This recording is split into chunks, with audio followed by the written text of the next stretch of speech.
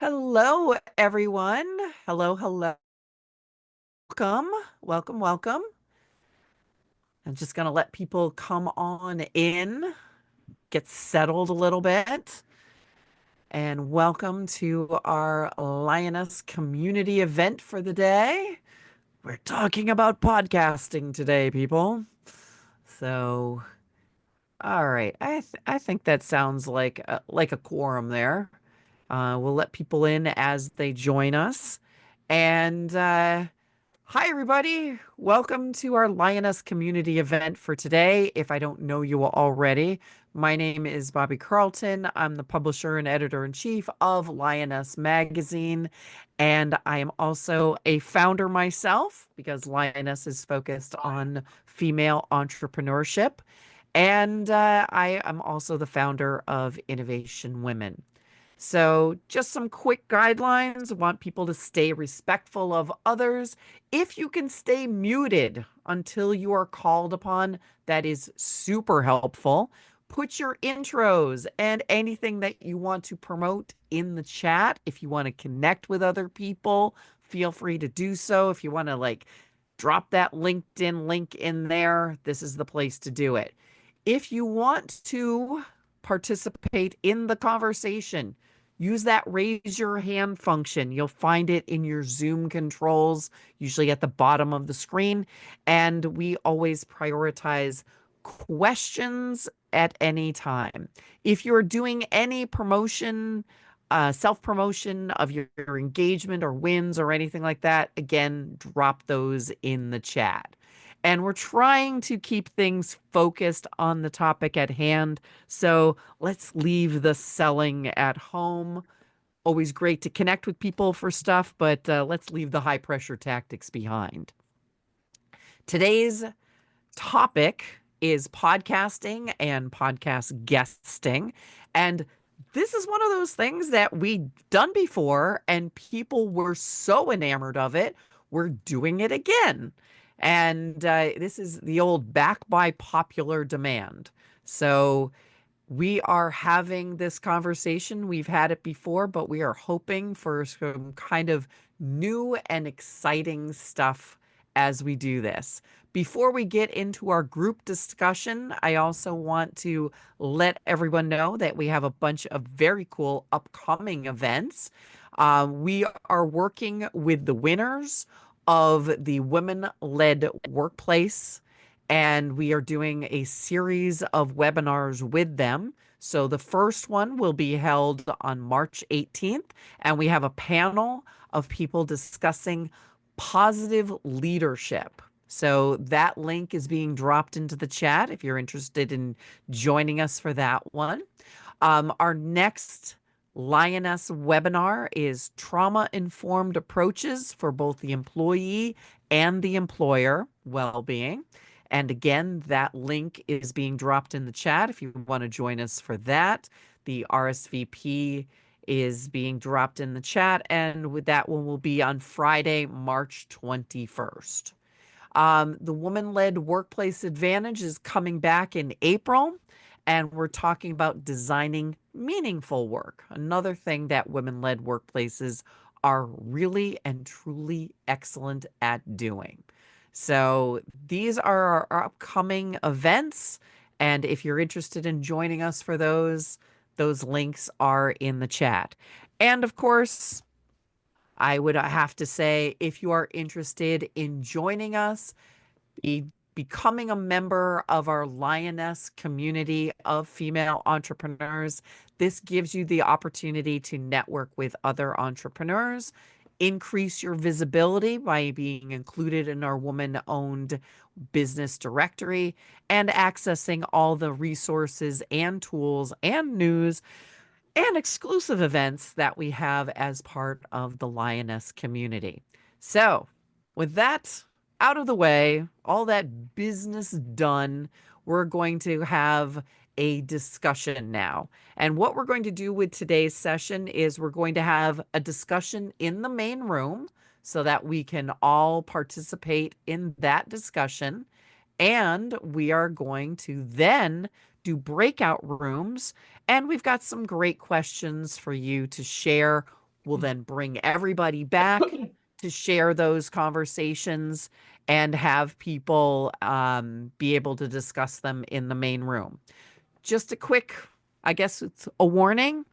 Anything that you discuss here is kind of up for grabs in terms of us writing a follow-up article. This is being recorded for Lioness Magazine, and our team does articles based on the conversations that happen both in the breakout room and in the main room. So don't say it if you don't want to be quoted, but it's also a great way to get more visibility for yourself and your company. So I'm going to stop sharing my screen now, and we are going to start off with those main questions. So let's talk a little bit about a tip that you've learned from a business podcast and share also what that tip was. And if that's something that you would like to share with everybody, use that raise your hand function that pops you up at the top of the screen. And I'm also putting the question in the chat so we can start off that conversation. So think about your favorite podcast. And last time we did this, there were some just absolutely amazing tips that were shared by people. And maybe it's your own podcast, maybe it's somebody else's podcast.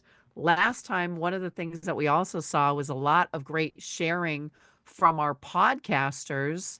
And I think there was some cross pollination that happened out of that event. So Cindy is up first. Thanks for joining us, Cindy. And tell us about a great tip and the podcast that you learned it from. Not actually sure which podcast. It might have been the Goal Digger, Goal Digger. But when I first left corporate and I was trying to figure out how to build my business, I kept looking for advice. I was listening to podcasts, reading books, like how do I put pricing on my website for my coaching or not? Do I build a single page website? Do I have a podcast? I just kept looking for advice. And the thing she said was stop, and it's your business. You have to make a decision. There is no one right answer. Figure out where your strengths lie. And where your strengths lie are going to determine the answer to every question I was endlessly seeking advice on. She was just basically stop. Stop looking, do what you need to do, try it until it doesn't work, and then do something else. That sounds like a great piece of advice. I think sometimes we all seek that advice, that magic that comes from other people's experience. And there's only so much you can do that way. So, Orly, you're up next. Hi, everybody. I guess it's good afternoon here. I don't know where everybody else is, but what I have learned, and this has been through being on lots of podcasts, is pick one thing that you want to focus on. I think we tend to have this idea that, well, I have this time, I can talk about lots and lots of things, but I have gotten, because my go-to is making fuzzy clear, I got clear on my own fuzzy and really focused on, like 3 things that I can help people understand about how to get their fuzzy clear, or so that was really great learning as I've been going, and it what happens is that it's easier for people to remember you and remember what you stand for. So that's my tip for the day. Excellent. All right. Other tips from folks? I have to admit that my inability to focus on things, I tend to look at it as a superpower versus a downside, but I can see where I have a single thing that runs through all of my businesses. And for those who don't know me, hi, I acquired 2 companies in addition to the 3 that I founded myself.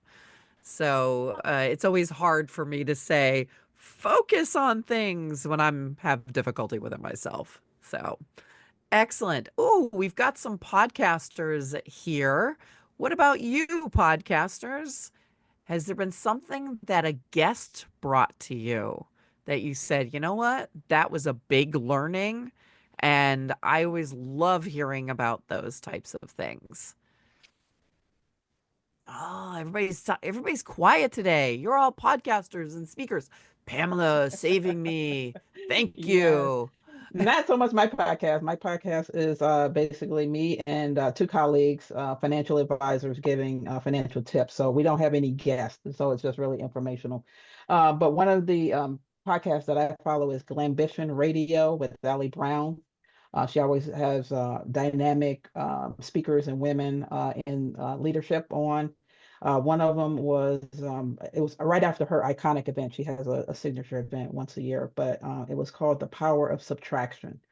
Especially when the business owners and entrepreneurs, we can put a lot on our plates a lot of times. And so subtracting things in order to focus and refocus on your vision was one of the things that I really took from her episode of Power of Subtraction with Glambition Radio. Nice. Excellent. Shelley. Yes, hello. Good to see you, Bobby, and everybody else. I have been a guest 3 times on a podcast that I listened to called What's Your Work Fit? And the host is Dan Smolin.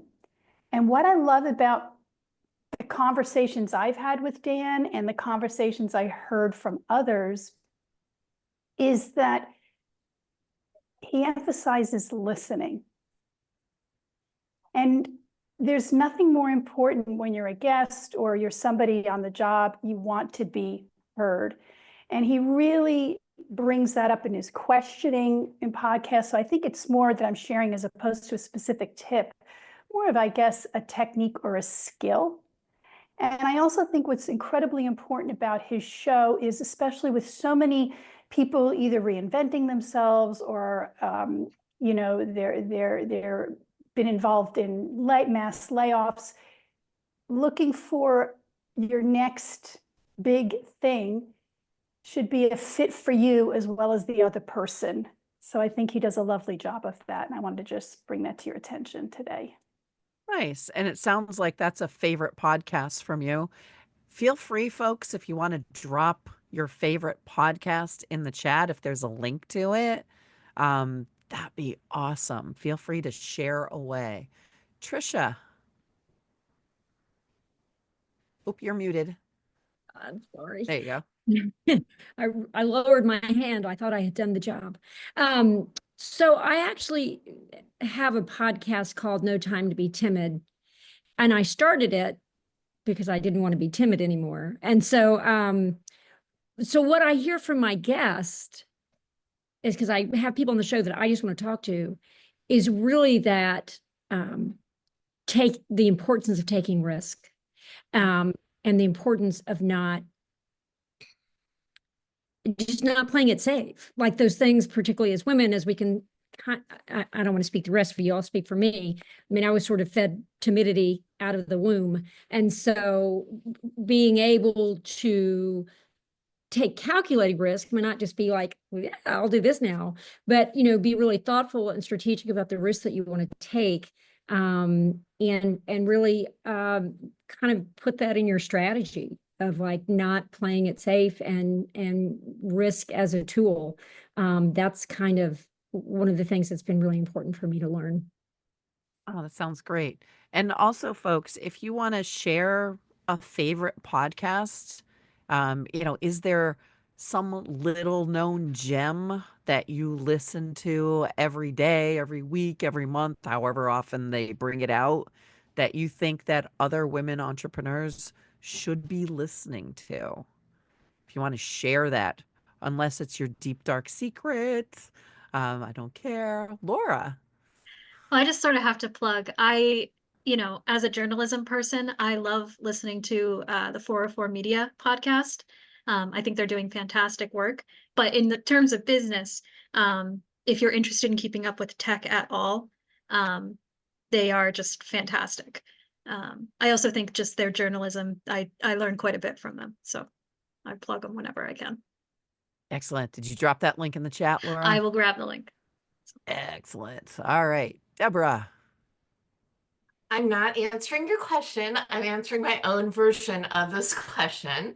As some of you know, I'm Deborah Eckerling. I host Gold Chat Live, and the Taste Buds with Deb podcast. And for Goal Chat, every Monday I bring together 3 people, me plus whatever, for a conversation on the topic of the week.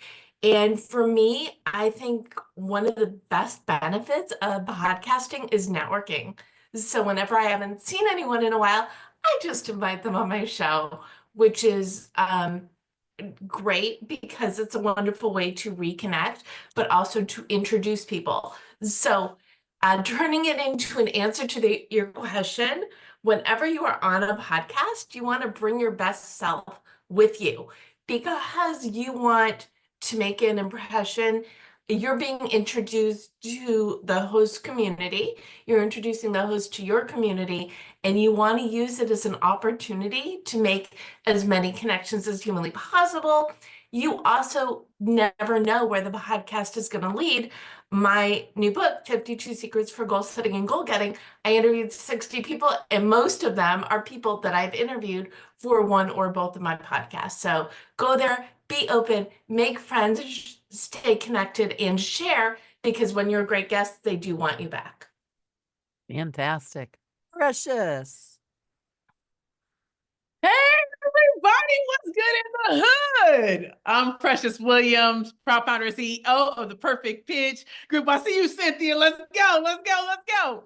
I host the Savvy Ladies podcast, and we interview women in entrepreneurship, corporate America, and really understand their stories of how they got to where they really got. And I wasn't plugging that, but I just got finished with a podcast before I came on here. And one of the things that I love about, being a guest on a podcast as opposed to being the host is I love to make the podcast host job easier. So I get asked the same questions over and over and over again.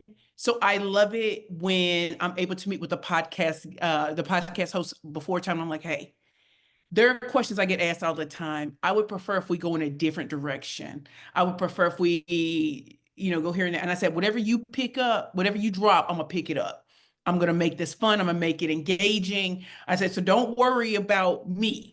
I just want to make your job easier. I'm nothing to be afraid of. I'm gonna make you laugh. I'm gonna make this worth your time and mine, and give the gift to the audience of making sure that there's some nuggets in there, making sure there's some humor, there's some fun things. But I like to make a podcast host job easier. They refer me to other podcast hosts. And Deborah, wait, where is she? I've been on your podcast, so I remember. And Queen, you are truly amazing. And so that's what I love about being a guest. As a host, I love to ask the questions that no one's expecting, right? So they can send you over their bio, they can send you over all this other kind of stuff. And I'm going to ask the questions that are not on there that causes them to think and get a real reaction. So I want to what's a question no one ever asked you, but you wish they would? Yesterday we interviewed a queen, Project 1490, and she talked about being in New York, and then she moved to Montana, and all the things that she learned about adventuring and people not asking. And I'm thinking, okay. I asked her that question. I asked her another, and she said, wow, I wasn't expecting that. I said, you shouldn't. Every podcast shouldn't be the same questions over and over and over again. Now, please answer. And it was a beautiful thing. So I hope that helps. But I'm so happy to be a part of Lioness Magazine and Innovation Women. And I can't wait to see some of y'all at South by Southwest. Mwah. Oh yeah, we're all headed to Austin this week.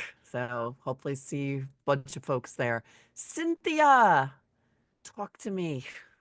This is my first meeting, and I am so happy to be here. I see familiar faces, and I'm putting names with faces. Precious, I receive all that love. And I'm Cynthia Barnes, and I help women own their awesome with 4 simple words. Thank you, it's true. So that's what I do. And I have tips for being on podcasts. I've been on over 250. And what I can say is, number 1, I give the podcaster my intro, already typed up, already ready to go. So all they have to do is read it. It has all of the salient points. Make sure that where they can reach me. Nothing is missed. Highlight my lead magnet. Everything is in there. Just like you would give someone an intro when they are introducing you on stage, same thing holds true for a podcast. And it changes depending upon what I'm doing, where I'm speaking next, all that good stuff. Second thing, when you are being interviewed, I don't care whether or not it's on TV or whether it's wherever, your job as an interviewee is to lead the conversation where you want them to go, so there's no gotcha moments. PR is one of your jobs. So when you lead the conversation, you're not going to talk about your cats and when you were 9 years old. You want to promote. It's the P in the R, the public relations, promote yourself. And the last tip I have, create a Spotify or Apple Music playlist of all of your podcasts. They're on Spotify, they're on Apple Music. So every time you're on a podcast, just create that playlist and add your podcast, that latest one, to that playlist. I have one that says Cynthia's podcast, and there's 250 some podcasts. So if somebody says, have you ever been on a podcast? Yes, let me show you my list. And the last one is, you want to be the guest that they want back. So when someone invites me to be a podcast guest, I go over and beyond to promote that podcast. It starts from the moment I accept the invitation. I'm going to promote the heck out of it, as in I'm going to be on this podcast. I'm on this podcast, so I'll send screenshots of us interacting and promoting it afterward. I add a screenshot to my feature section on LinkedIn because I appreciate them having me on that podcast. So please don't be that guest that takes and doesn't receive. You want to be that podcast guest that they say, man, she promoted it better than we did. And that's all I have. All right, Deborah. Cynthia, I think we know each other. I hope so, because your red lipstick is fabulous. Oh, you are fabulous. I put a link in the chat for those interested in being on Gold Chat, because I do a mixer, because I say I'm bringing friends together. So we're not friends. This is a way for us to be friends. I also want to underline what Precious said. I think there is no better compliment I get than when a guest says, no one has asked me that before, or thank you, or I had the best time today. I mean, that is your job as a host to inspire those reactions. And it goes back to a little bit of speaking. When you love what you do, it shows. So love what you do and bring that to whatever stage you're on, whether it is an actual stage, a virtual stage, or a podcast opportunity. All right, Trisha. Yeah, I think I misunderstood the assignment the first time I spoke. So one of the things I'm going to say is I research my guests like crazy. Like I research them. And so when they come on board, they feel so welcome. And just like everyone else is saying, the biggest compliment I receive is when they say, no one has asked me that question before. And one of the things that I normally do is I'll listen to all the interviews, or as many as I can. And where the interviewer didn't ask that next question, I will ask that next question. And so it will get into a deeper conversation that they didn't have a chance to have before. And it always ends up with no one has ever asked me that question before. Thank you so much for taking me there. And so it really is so much to do with research. I mean, I'm sort of over the top with it, but it always pans out every time when I have a guest. All right, I'm going to do a raise your hand kind of question. All right, like literally, like give me a wave. How many people here have their own podcast? Okay. How many of you, now put your hands down, people. How many of you regularly guest on other people's podcasts? Okay, cool. I feel like there's so much energy. I want to keep everybody here and have a group conversation. And last time, one of the things that happened is there were so many podcasts and podcast guestings that came out of this session, like, you can still do that, folks. Still, like, throw that stuff in the chat, DM each other, all kinds of stuff. One of the things that might be interesting is drop some info into the chat about what it is that you guessed about and what it is you podcast about. Let's have that conversation in the chat, but also let's keep the conversation going. Our Carmen, did you have something to add to that thread, or was that just the hand waving got turned on? But me, is there another Carmen? Oh God, is there? I Actually, should be using people's first and last names always, and I never think about it. So, hey, excuse me. Precious. I'll see you in a few weeks, girl. No, actually, because I came in a little late because I had to go downstairs. So I was actually just listening. Got it. Okay, Orly? I have a suggestion. If everyone could put in there, rename themselves and add guest or host, so that way Great we idea. know who's who. Yeah.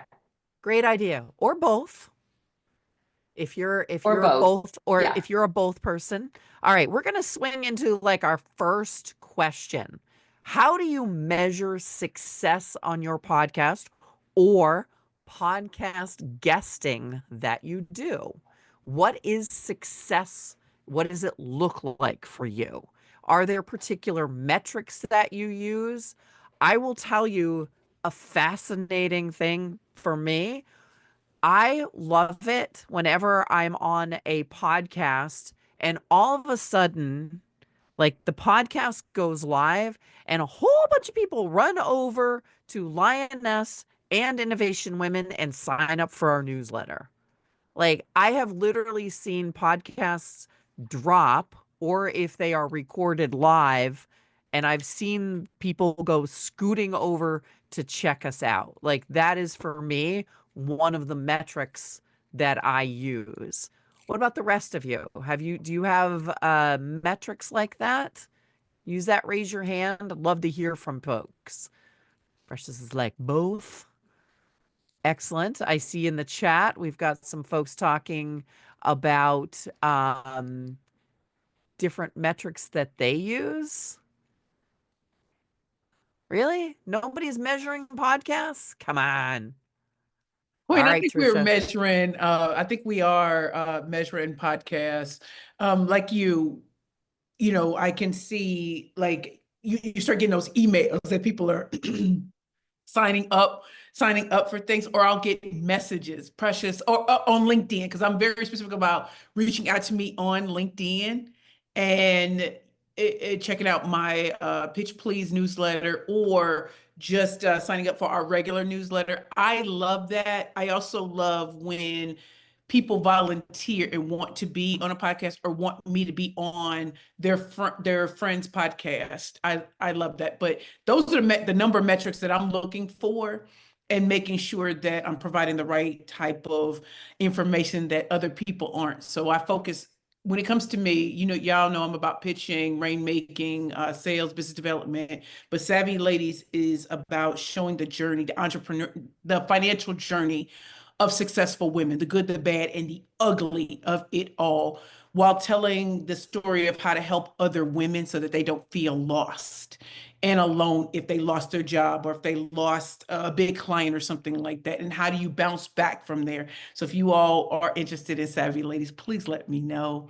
And I'll put my contact information in the comments. But yeah, Bobby, you kicked it off right. All right. Yeah. And I know there are lots of conversations and I see lots of pitches about people saying, I keep doing podcast guesting and I don't seem to see the return. So that's one of the reasons we're asking about what are the metrics you're using. Pam. So I am proud to say I have not published yet, but I have recorded 8 episodes. I will be done between 10 and 12 in the next week or so. And then I'm going to edit and put them up so that I'm always a couple months ahead of where I need to be, because that was my crash and burn at the beginning of the pandemic, was always looking for the next guest in a panic mode. So therefore, I want to hear from you about metrics. Like, for someone just starting out, what are the best tools and the best things to be looking for? All right. And plays? Like, is anybody going in every time and looking at the number of downloads for their podcasts? All ye podcasters. Yep, Trisha. Yeah, this is a real issue for me because when I'm about to launch my fourth season of my podcast. I can't believe I'm alive enough to actually do that. And it didn't kill me. I'm still going. But the first two, and it's weird. Like it doesn't take a lot of listeners. It's if you have almost like 1,000 listeners on your podcast, you're like in the top 5% of podcasts. Like, it's a huge world out there of podcasts. And so I was having like 800 downloads for an episode, which I was like, well, that's better than a poke in the eye for just coming out and doing this and not doing a whole lot of promotion around it because I was just trying to get it made. But it still apparently was. But my point in saying this is when Apple reconfigured a whole bunch of stuff last season, and a lot of people's podcast downloads tanked. So the percentages of how many people normally downloaded it went way down. And so so for me, I was like, okay, but at the same time, it was the first season where I had people individually reaching out to me and emailing me about the success of my show. So and how much it meant to them. So it was this weird of like, wait, I have a lot less listeners. Oh, wait, I have people who are actually now taking the time to reach out to me and engage in conversation.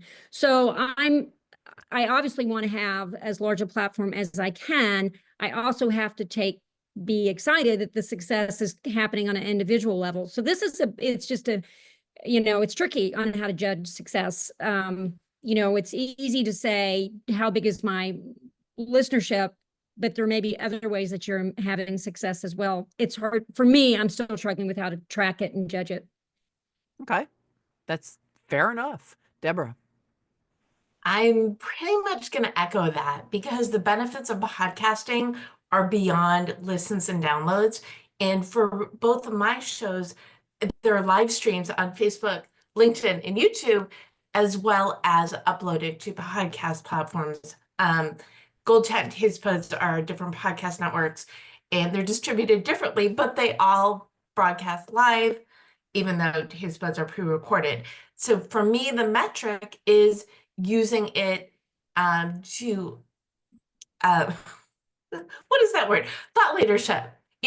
Like Bobby loves buying companies, I love starting podcasts. I am doing 2.5 because I've got like a mini series related to interviewing people in the book. So like anything with your topic, the benefit is, first of all, there's the happy quotient, because if you love it, it's going to make the rest of your life better. But it is a showcase, especially as a speaker, to get who you are out there in front of more people, relationship development, et cetera, et cetera.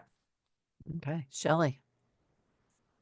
So as a guest on a podcast, what I've measured, because somebody recommended this earlier, I think it was Cynthia, about promoting the podcast you're on, supporting their community and the work they do, and thanking them for having me as a guest. But I've been tracking impressions versus likes and comments. Likes and comments are great. I love the interaction and the conversation. As a public speaking coach, I'm all about conversations.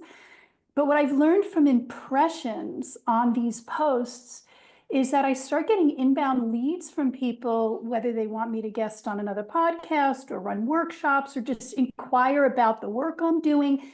And they've never commented or liked on my post. So it's kind of this hidden ghosting, if you will. Not everybody wants to be visible in their commentary. So the metric I've been following successfully has been impressions. It kind of says, all right, this is pretty good. People are listening. Yeah. And impressions, I'm gonna be that person, and I'm gonna say if it's impressions and they are converting, that sounds like a winner. So excellent. What is success in terms of promoting your podcast, whether it's social media or other channels? What are the best ways to promote your podcast or your podcast guesting for people? What have people found works? Anything in particular that you're like, this doesn't work for me? That's almost as useful as the things that do work. Trisha. Okay, so I did social media very intensely last season, my third season, and I am probably not going to do much of any social media at all. I had a clip, a group called the War and Treaty. They were on my show. I had a clip that I put online. 11,000 people looked at it. Only 16 people went to the link. So 11,000 people looked at the video. It was a minute long. Maybe some of them made it 8 seconds, which my PR person said, that is great. I'm like, 8 freaking seconds? Are you kidding me? That's great. And only 16 people went to the link. And it just doesn't, so I really did a lot of social media work last year, and it didn't convert at all. And as I understand it, the best way to have a conversion from courses I've taken and people I've spoken to is to be a guest on somebody else's show, because they have the device in their hand, they're listening to somebody they trust, they hear you on the show, and they'll go straight to you, which is because I just had no luck with social media at all. And it was a pretty intense campaign, and it didn't move the needle at all. So somebody else may be having all kinds of different experience, but that was mine. All right. Anyone else that wants to jump in on that one? Cynthia?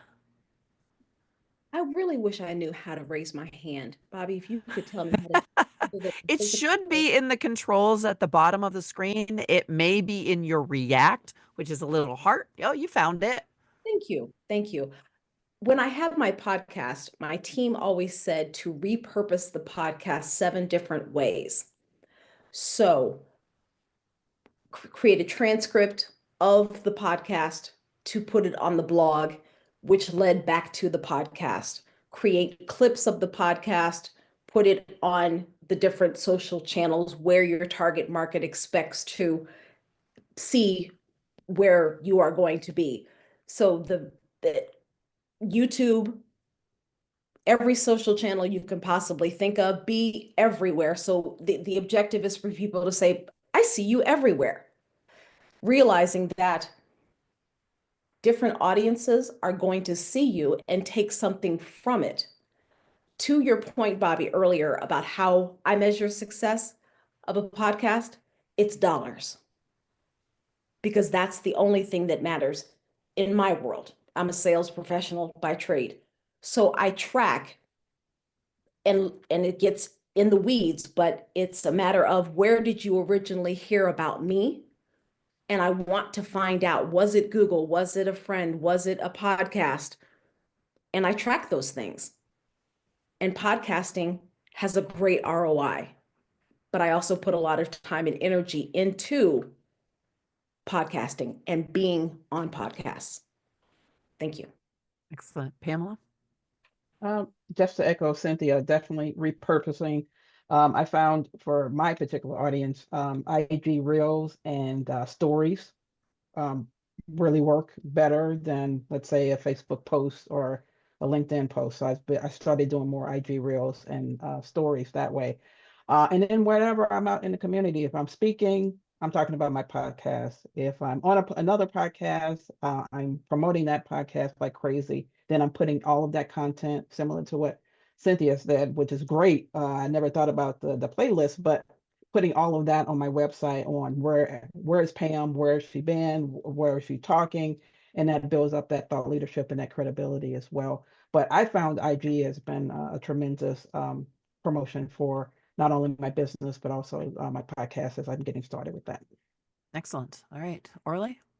So I was just going to say about using social media. I actually use a I find that posting a minimum twice a week is like a really good way to do that. And every time I speak on a podcast, I create a post. I have, I make sure that I get a clip from either an audio clip or just a graphic so that I can promote the host.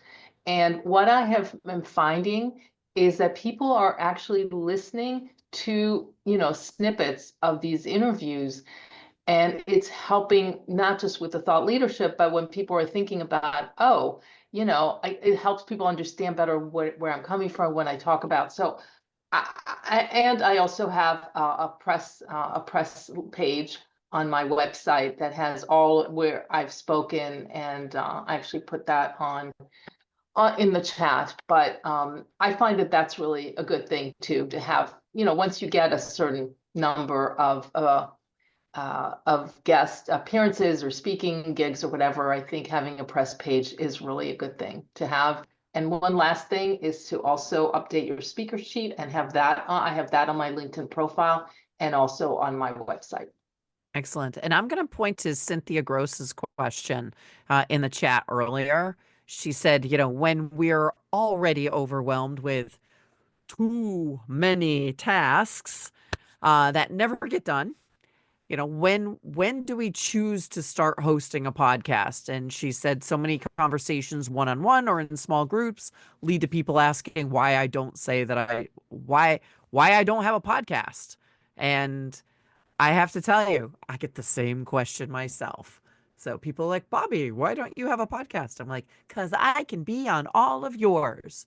But all right, podcasters, you have so many things to do.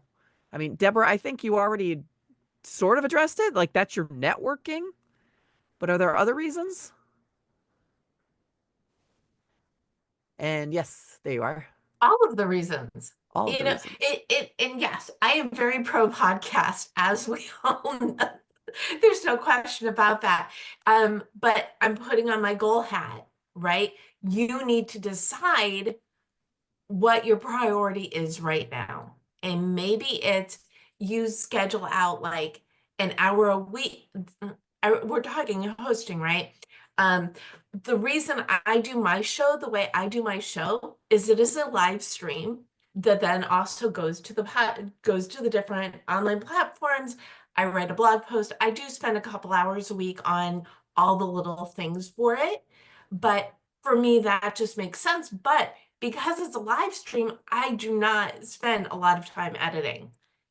And I pre-record taste buds with Deb just because it's bite-sized conversations. It's for a different platform.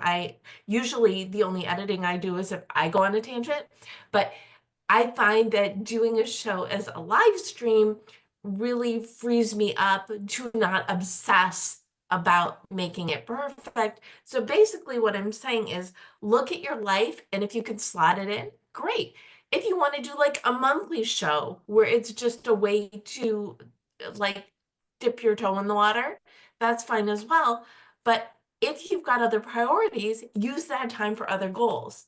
It's just about looking at your life, figuring out what you could do successfully, and doing more of that and less of the things that do not bring you joy, success, etc. Excellent. Dana? I just want to raise the consideration that being a podcast guest and being a podcast host are really two totally different like jobs to do. And I think you have to love being a host. And from my experience, some people are way better hosts than other people. Some people just leave it up to their guests to talk, and some people really know how to engage in conversation and bring out the best in people. So I don't think that everybody who has like a focus or a topic can be a podcast host. I mean, it's sort of a whole different kind of business that you're in and model. And I just wanted to raise that as, not everybody, not only it might not be a strength, but it might not help develop you in the areas that you want to be developed. Yep, makes sense to me. All right, Pam. Yeah, if I was going to do a podcast by myself, I probably wouldn't have started But two of my colleagues, we were at a conference and we were like, hey, we can do this. You know, we all of us are financial planners for women primarily. And we were like, we need to get this information out here. So we do basically a team approach. So we're all hosts. We do maybe 15, 20-minute topic on a financial topic related to women. And we have a cadence on when we record and how often we're going to put it out. But think about maybe a format where you're doing more of a team approach, and then also maybe just a conversation. So it's kind of like a weekend talk show type of thing, concept versus, you have to really look for guests all the time. So really just making it conversational, but really allowing the time on when you're going to record, and then edit, and then how often you're going to put out, because then people forget about you if you don't have a regular cadence on when you're going to be available. But think about a team approach if you're a little shy on doing it by yourself. I think that's a great idea. We're gonna call that top tip from this session. Team approach. We love that. All right. Diamondo, is that how you pronounce that? Yeah, thank you for the pronunciation and for this community. I put this in the chat, but I think it bears saying out loud, even though I'm not a podcast host. I have a lot of clients who I've helped make the decision to become podcast hosts. And something I've seen across the board is that they used the accountability of hosting the podcast to help them stay more active in their social media presence. So it created a confidence boost for them in their branding and their clarity. It allowed them the opportunity on a weekly basis to hold space in a room, and it created content. So rather than being a time adder, it ended up saving them time and improving their businesses. Interesting. We had a longtime client for my agency where when we started working with them, they had previously worked with two different agencies and had never actually managed to do any marketing. And one of the conversations with us was, what makes you think that we're actually going to get our act together and get off the dime and stop planning everything to death to do something with you? And I said, here's the deal. You're going to start a newsletter, and that newsletter is going to come out every month. They have been our client now for 11 years and have only missed 1 month. And that means that every month they have blog posts, they have webinars, they have a newsletter. And that regular cadence, something that we hold their feet to the fire with, and a podcast can do the same thing. So smart, smart, smart. Trisha. Yeah, I have to just say, just how I've grown as a person hosting a podcast is huge. I mean, it's just how I navigate with the clients that I have. It brings, I mean, whether I have a huge audience or not, we did end up winning a very large podcast industry award, a signal award last fall, which was great validation but for me, it's a lot of what Pamela was saying. It's the consistency of making sure you show up and you put the work out and you have that cadence of it. It's the discipline that it teaches me, but it also, echoing what other folks were saying, is it creates so much content, but I discovered in me, I'm a producer, and that's, for me to understand that part of me is I'm not just a host, I'm producing this whole body of work. And this is a skill set I have that I excel in, which I really didn't understand before I started doing this podcast. So I just sort of I'm discovering things about myself that are opening up other opportunities for me, because I was like, I want to do this podcast and connect with people and broaden my network. And so I think it forces you to do, and I don't edit, believe me, that is not my zone of genius at all. But there are other areas where I can excel. And I think that's just one of the beauties of a podcast, is you just learn and grow and become really better in other areas of your life as well. Gives you a chance to practice those messages. Absolutely. I mean, it's unbelievable. And what's interesting is, I was a storyteller for The Moth for so long, and I taught storytelling with The Moth, and I didn't know whether I'd be any good at being a interviewer, and it turned out I'm really good at it because I was teaching storytelling for so long. It's just that you just listen and ask questions. So there's all these transferable skills that can end up in a podcast, and you just use them in a different way, it's a very empowering experience. I found it's a really important thing to do. Excellent. All right, Pam. So I'm all about the questions today, right? Because I've got my expert. Could you have a better team of experts than Innovation Women who can give you advice? I don't think so. So that's my little thank you to all the people I have found within this network. But what is the cadence when I'm really kind of sitting between once a week and twice a month? I really like the idea of twice a month to start because I think it can lead to more success, but I'm afraid it's not consistent enough for putting things out there. So what do you all think? Bobby, you can start. Oh, I have literally no idea because I'm not a podcaster myself. But how frequently? I want to get everybody, because we've only got 9 minutes left. I want to have everybody who has a podcast put in the chat. How often do you release a new edition of your podcast? How frequently do you podcast? And any thoughts about that? Weekly, monthly, daily, whatever it is. And do you think that is the optimal time for you? All right. Jessica. Yeah, so I just launched, but my third episode is going to be launching tomorrow, but I already have the first 6 done. So I batch record. So for the sake of time, that's one thing I would say. Another thing when it comes to marketing, I created a specific GPT in Chat GPT for myself that all I do is once I've recorded and edited it, I put in my raw transcript and I have taught it to generate audio clips, reels, quotes, different things that I can then grab from there and then put in Canva to put a different to make it look pretty, and then I can schedule it to be posted. So if you're looking for something, use ChatGPT or other AIs as your assistant to kind of do some of that digging for you. Again, I insert my transcript, so it's all me. It just helps me organize it. Okay, that's brilliant.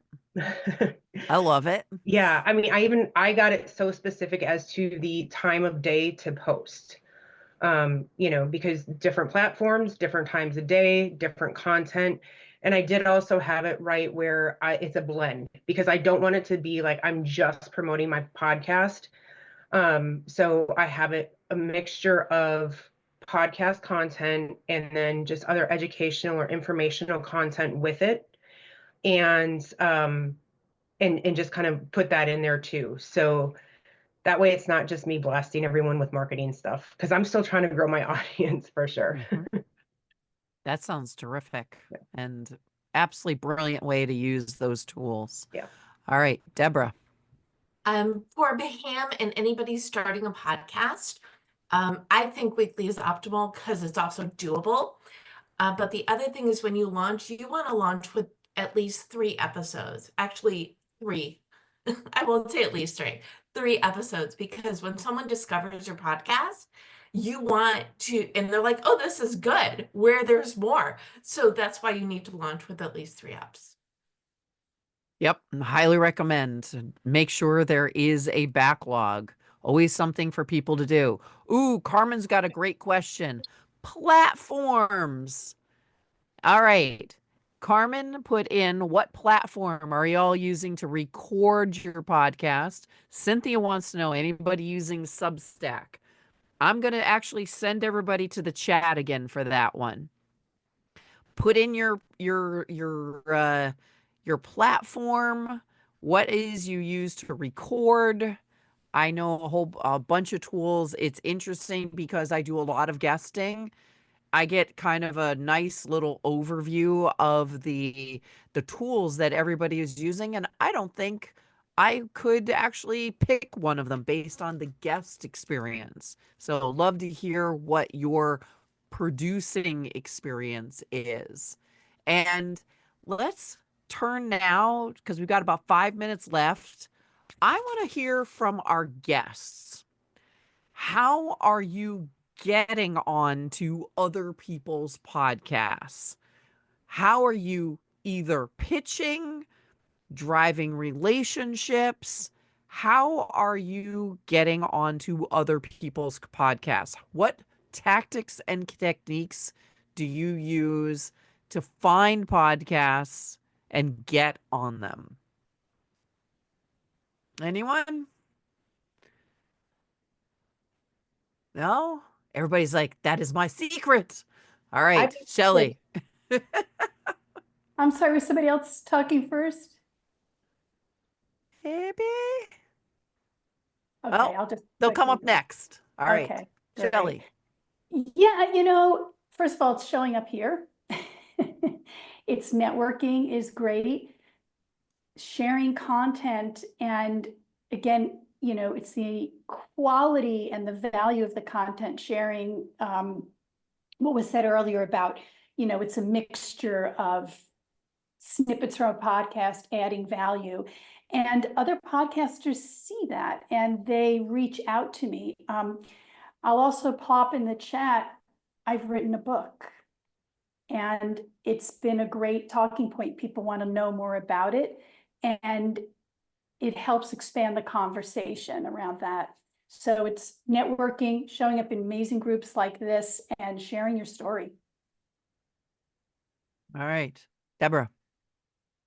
Yes, and because I was going to say all that, but also with 52 Secrets for Goal Setting and Goal Getting, I reached out to my network specifically and said, I've got a book coming out in January, which if you have a podcast or do you have a podcast recommendation.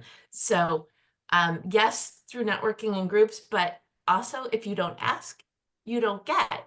The other thing you can do is look at your friends' media pages and see what shows they've been on and ask for intros that way. Okay, Carmen.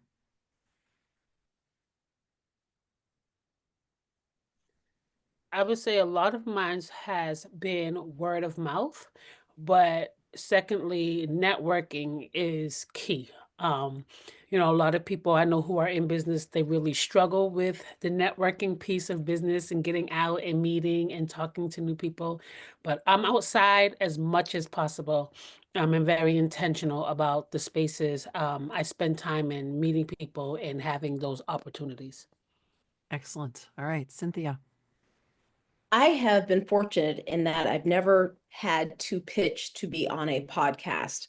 And it's been intentionally because Mary Kay says it's always better to attract than attack, right? And my cousin Tracy says, in this family, we don't chase anything or anybody. We don't even chase our whiskey. So if you provide enough content on LinkedIn that is valuable to your target market, you will attract people to you. Also, remember when I said that promotion of the podcast? Other podcasters see that and they know that if a LinkedIn person or someone who's on LinkedIn with my following is going to promote the heck out of someone else's podcast, I'm going to promote the heck out of their podcast too. Makes sense. All right. Heather Ann, I think you're taking us home. Thanks. So I would say my approach is non-traditional. I have 2 books coming out later this year that will show the journey of how really meditation and healing my inner child, my child traumas, my brain damage, really with that connection of intention, I was able to attract in the works that I share in my books and my journey. So I'm in this transition because I grew up like in my 20s in New York City as a hustler, right? But I want to be the divine feminine and I want to own that. So that relationship of the yin and the yang. So I sit in meditation intentionally, just who is the person that I can really serve and we can serve each other to connect a message. So it's a little outside the box, but that's what I'm doing right now. And it seems to be working. So. Excellent. All right. Thank you all for joining us today. I want to make sure everybody gets off to their next meeting on time. I don't know about the rest of you, but I'm back to back. Thanks for joining us today. Great conversation. Watch for the Lioness article on this topic, and we will see you all soon. Take care, everybody. Thank you, Bye-bye. Bobby. Thank you.